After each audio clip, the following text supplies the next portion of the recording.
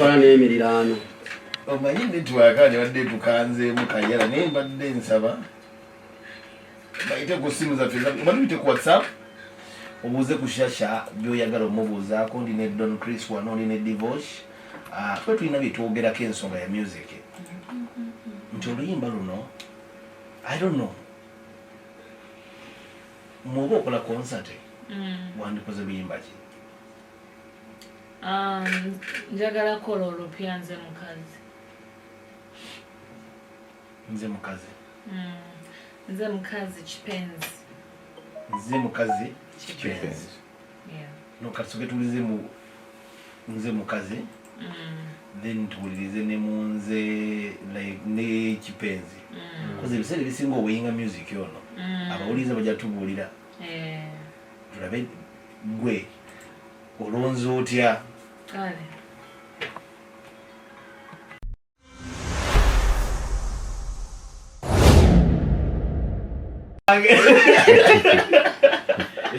Omuko nabata DJ Jemo Kasenge. Ojja kubagira kofiri yabwere. Oshitegedde. Kasina. Likamukubira ekifaananyi kimuwe. Ategeere kiki twogera. Kabisoke tuliza kayimba akapya bakayita nze mukazi DJ Jemo Kasenge ali Boston. Agami ni Chris gwani weyita ki. Kali Chris kulia biro. Oli wakulogeba. Gana loga da. Okwe wale kuli America. Mugambe. Chimugambe awuli. Ali radio. Kwani. Chimugambe. Mugambe. Akatsoka ofuna amani. Jemoze kankuwa kifaananyi. Jemo mwe kifaananyi. Sigenda kusigira busigizi kifaananyi. Omukubira kiramba. Leo ndasemba ohulira. Nga wa omukulu. Maswale. Yali kuno obutanda waliko aba covid. Kwe bamutwalira. Ndimo shimbago.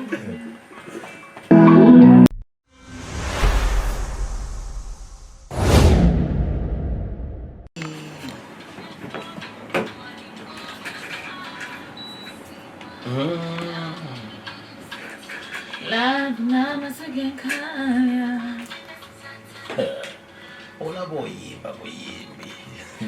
Ultima utsige tunuka wala kwatika yego mdoki tawapisa baden sesa na utsesa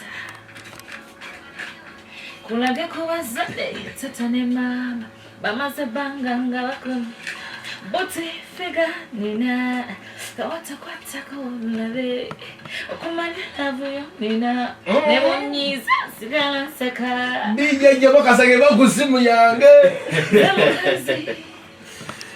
Zamukazi Yenzoli Kumaningo nonya Shasha Yeah Bade meddeko Ati ninyo Okay Omukulu Bannange nneko gamba otya taata. Kyenniko kino kisana kukunnyonnyola. Nedda oli kulisinga yeeyagalayo by'oteyagala.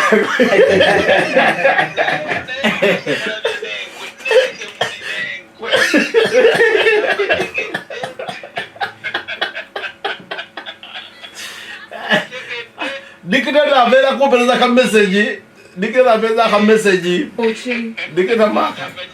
Mumanyo yagala yolone solo. Nayenga mwene mwebe nalimpita abangi. Baba wodi.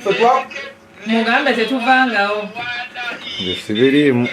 Twakuvaamu dda.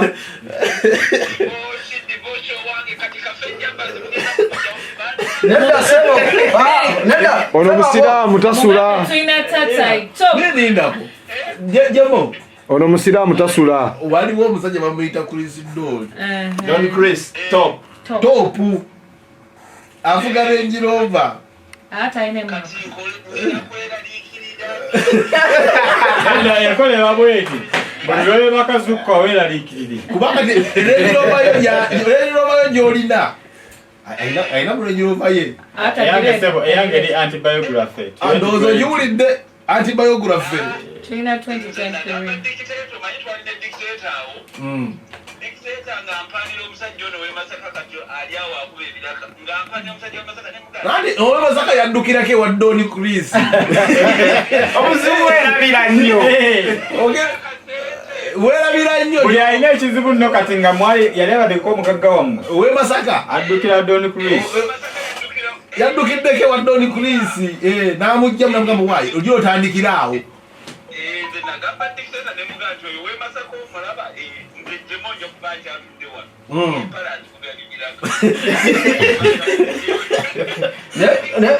musajja gw'okolima nemugaa dictator ng'obuguma mangu nga weerabira mangu nyimbembadega Chris sebo abasajja bano bakulu balogo kakati ffe kati ku myaka emitongo ng'okyali mu ssente omusajja bambi kyakoze kirungi kuba Shasha ye muwala abambi abalina talent ekyo kyongo kitadde wali hands down she's so talented ate abadde asaana okubeera nti nze mulabira mu top okitegeera mulabira mu top naye olw'okuba bambi ng'ebyo bya music wa Uganda bw'obimanyi abantu abalina okubeera we balina okubeera tebali appreciated naye bano abaleeta kikopo baafu fe bajja ne batusibako ennyimba zaabwe olwokubanga kirimu Ali Mutesa Kibalama kyayogeddeko nti oli aleeta ekiyimba nga tekitegereka naye nga kijiddeko omugaati omanyi kiba oluyimba oluliko omugaati lubanga omusajja omubi naye ng'alina ssente jemo mulimu ebintu ebitakoleka nze sport limu zange zaatuula kati nze nsigale ku boda omugati se ogubeerawo gwina kyegutegeeza kikulu omugaati kibuufa ti kyekugambye nti omusajja omubi ng'alina ssente alungiwa n'okusinga Denzel Washington kati Shasha wuuno alina obuyimba bubiri we are planning to do a concert ebyaddala we are planning to do a concert yogerako ne Shasha kuba ebbanga liweze nga temwogera I'm very sure tuwogera ne ku birthday yo olaba ku birthday yo nampereza ki ku birthday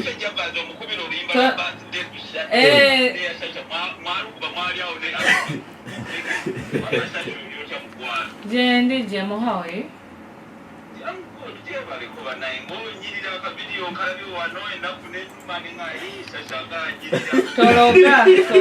tologa nogaba abasajja nga balya bulungi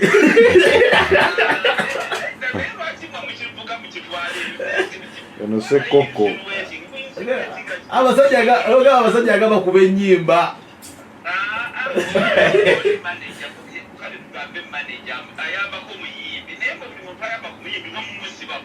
Chris amabya webityo basala ekigambo bano wamma we are looking watching the space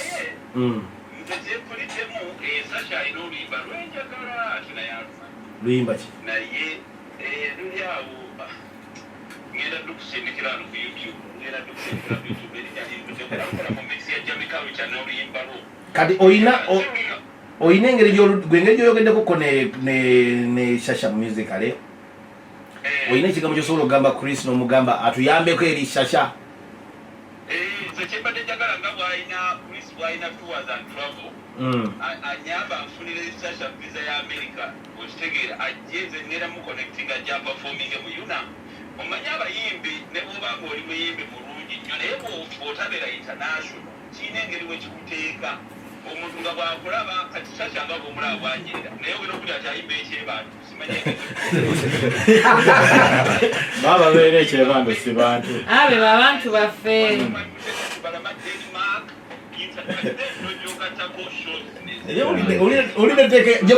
olideteke ya jemu Chris olidde omusajja ajja bayimbire mu Yuna baba beera ekyebantu ayagala omufunire visa osindike Shasha gwe toliiko asisobola omuwa obutwa bwange nayimbe amuwa obutwa jemu lwaki okola ebintu ebyo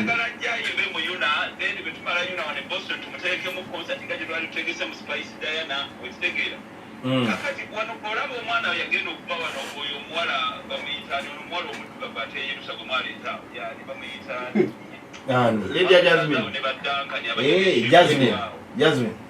oyo omuwala Lydia Jasmine okitegeera baana mwe nkubula story yaliwo baana mwe nga kyemwakola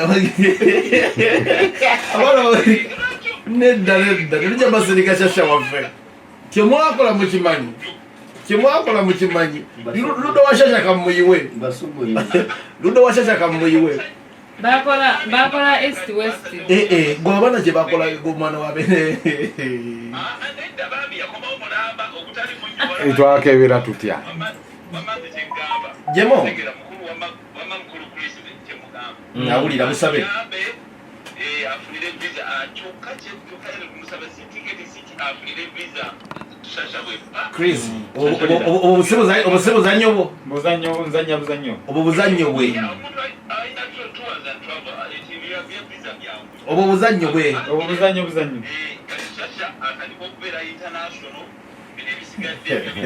Ndizoja yoli setting obupiira. Asobola okuba n'asingayo emiyalade. Yagenda afuuka international manager. Asobola okuba n'asingayo emiyalade.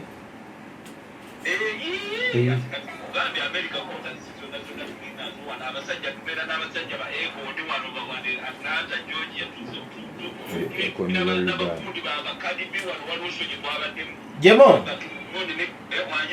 Kati ninyo. Nzikiriza nsooke nzire washasha. Shasho inachobuuza Jemo. Aina kyakubuuza okujjeko Jemo. Kati Jemo soko de kuola ni kati ninyo. Nkunoonye. Poa. Tegera atadde mmanyi. Abadali bubi nnyo. Akane kuliso yeeyitaki. Atuza kuvuga kuliso yeeyitaki. Kwanza just ayambako muyimbi. Naye mukwano nno ogwaddala. Friendship. Omukwano ogwaddala gwe guba ogwaddala. Friendship. Waliwo omuntu gwolaba nti mukwano gwange ebyaddala. Twali kyali wange. Let me set boundaries. Ate nga gwende ndongo n'akola. N'okufuna mikwano gyo egikutegera. Ate yakoze dictator kutubu. Mukwonoona kwetudde. Akakeeki k'okuba. Kakeeki k'okuba. Kawombera agamba ki? Nange mutumi. Kawombera hitmaker. Ekigambo ky'okusinza kaki? Tubanga mukodomi yagamba ati mwanyi naze mukuwadde naye mwekakasa. Yakebera atya. Waliwo omuntu agamba ati mwanyi naze mukuwadde naye mwekakasa. Byonna abikola. Maka yagala byononeso mu.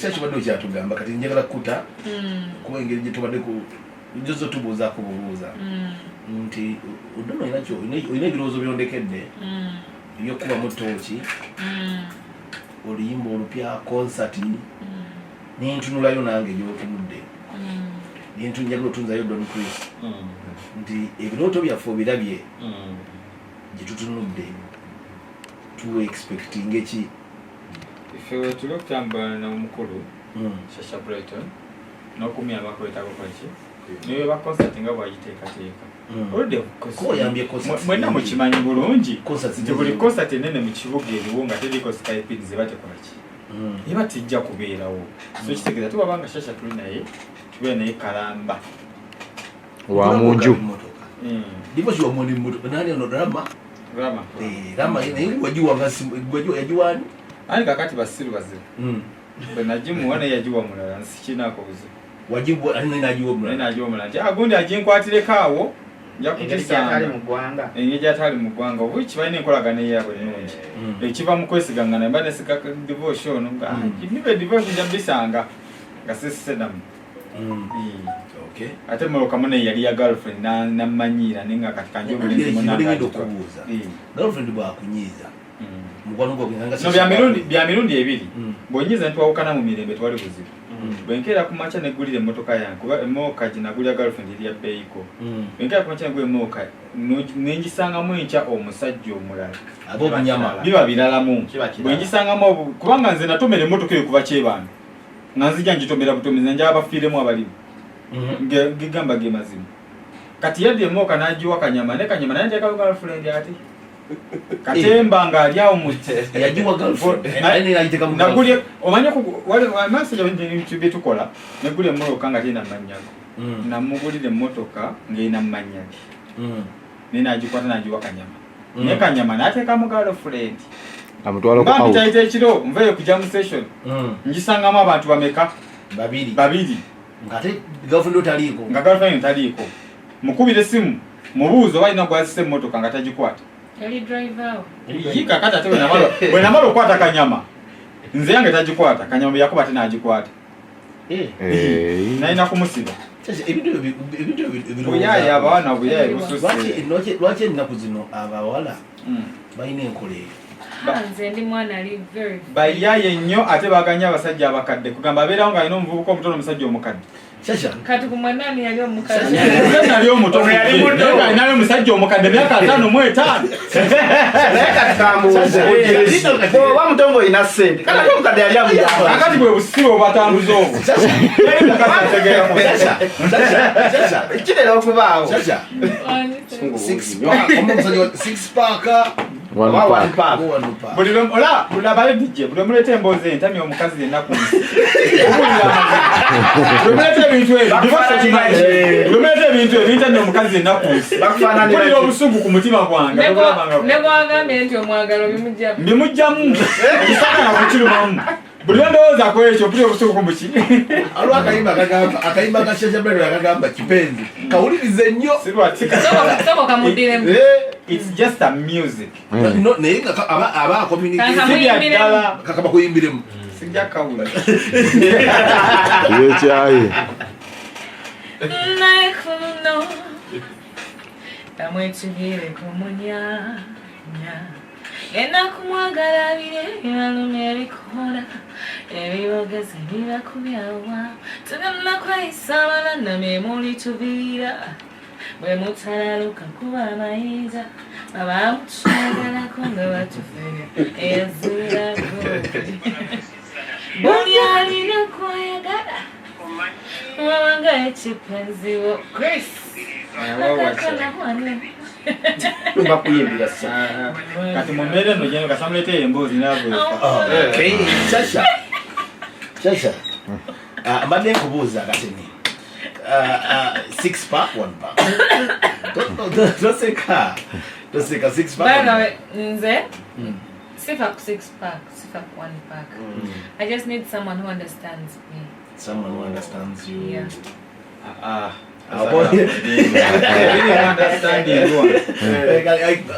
Nze njagala mubuuza ali understanding abeera atya. Amulabira ku ki? Atya. What do you mean omuntu ganti is understanding?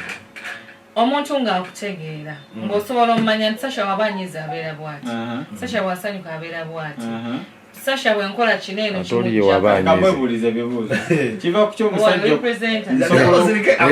Omubuuza sikwenze nina obulumi ku mutima.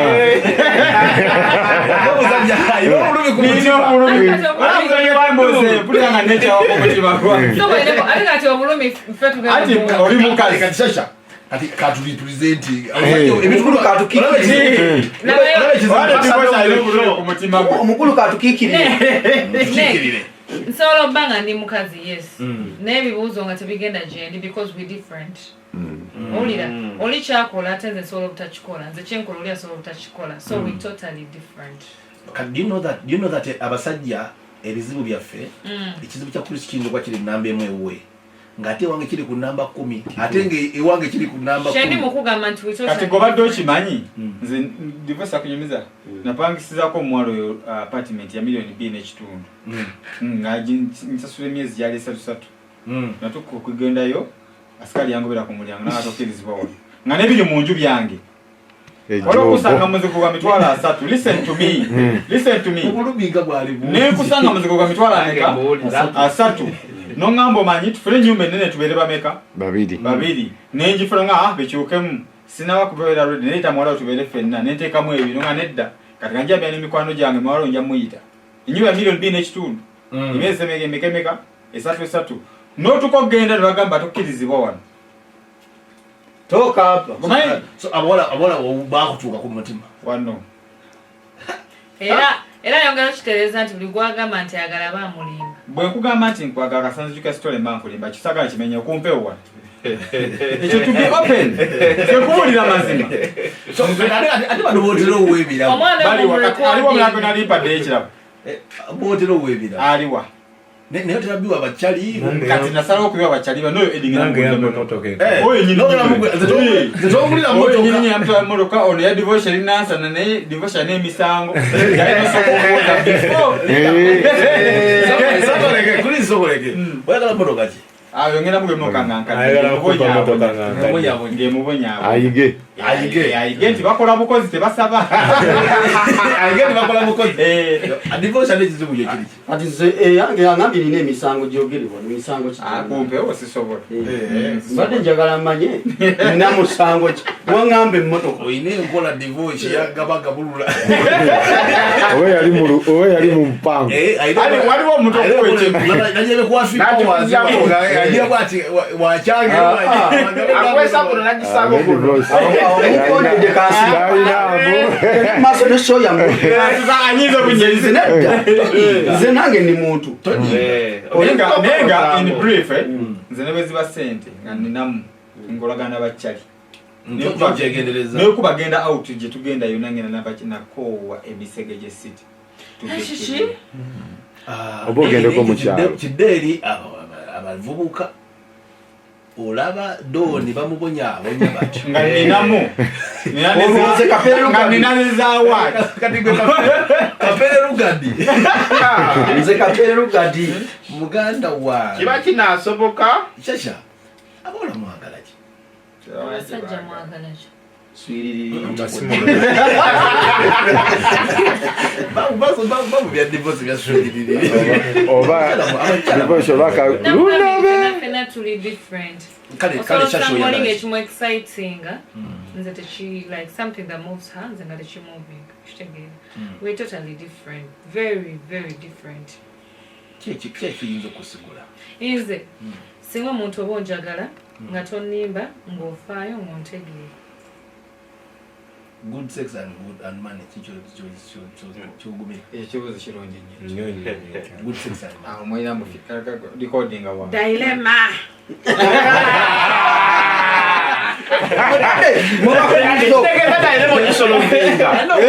tuli kummandu so lady abavubuka bomulembo muki duulira nze dijene so kulisa ajja kuwugula good sex and money no nkunnyonnyole sente oziraba and money zeetaagisa nene sexual kimu nainawo ebintu ebi twalako kimu money and good sex kikyoyinza okugumira nga kampeere wano maswali eyo nsonga nnungi nnyo gyobuuza mwana gwe good sex maswali maswali